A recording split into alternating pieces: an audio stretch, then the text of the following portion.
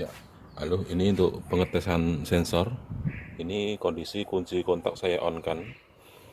Jadi kunci kontak on, posisi sensor untuk CMP saya lepas ini ya. Saya lepas, tapi posisi soket masih terpasang dengan seperti yang tadi, merah di tengah, merah dari tester di tengah, kemudian yang hitam dari tester paling bawah ke ground, yang atas kabel sensor ini ke kontak 12 volt tetap bersambung ke kontak nyala 12 volt. Nah, sementara pada saat sensor dilepas, ini posisi voltmeter menunjukkan angka 5 volt ya, 5,0 volt. Kemudian jika di ujungnya sini kita kasih benda besi, contohnya misalkan, sebentar saya kasih guntingnya mana dulu. Ya, ini misalkan posisi saya kasih benda di ujungnya sini, ini posisinya harusnya 0. Jadi kalau saya kasih posisi segini, ya ini harusnya posisi testernya harusnya menunjukkan 0. Ya, ini kan 0 volt ya. Posisi gunting masih di atas sensor. Nanti jika guntingnya saya cabut, tidak ada besi di ujung sensor CMP, itu harusnya kembali lagi ke 5 volt. Itu menandakan kalau sensor itu normal ya. Nah, ini saya lepas untuk guntingnya, dia kembali ke 5 volt. Jadi cara kerjanya sensor CMP itu, dia kan ada ada giginya, itu berputar sangat cepat sekali. Jadi karena kecepatan cepat sekali itu tuh sampai tegangannya menunjukkan 1,8 volt ya, itu untuk RPM 1000.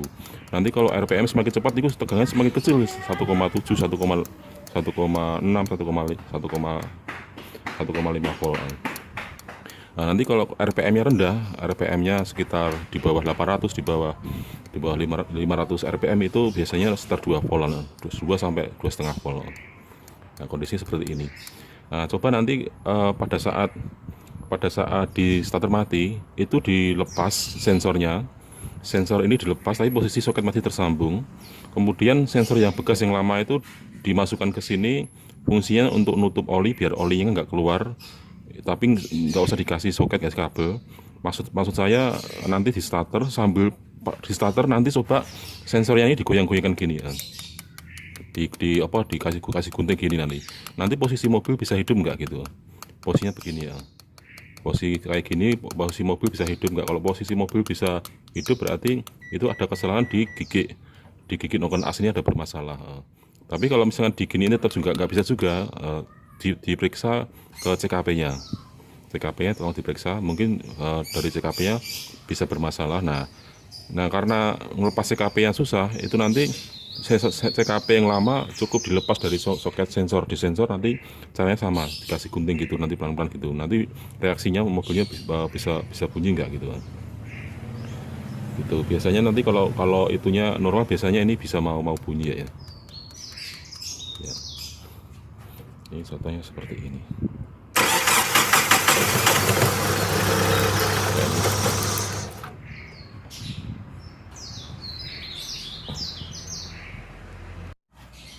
Ya, halo, ini untuk pengetesan sensor.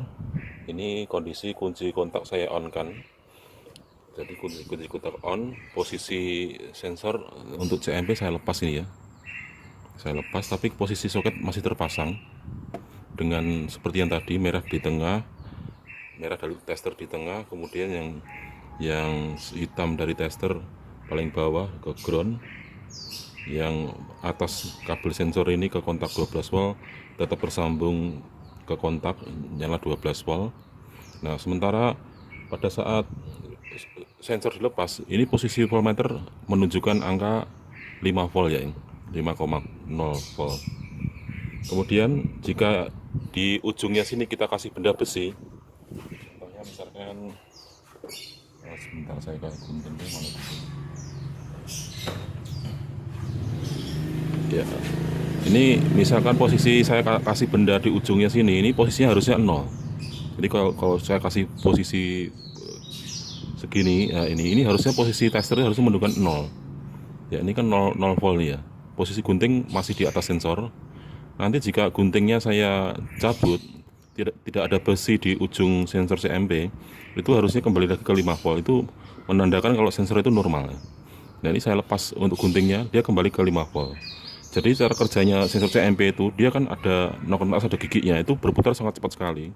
Jadi karena kecepatan cepat sekali itu tuh sampai tegangannya menunjukkan 1,8 volt ya, itu untuk RPM 1000. Nanti kalau RPM semakin cepat itu tegangannya semakin kecil, 1,7, 1,6, 1,5 volt.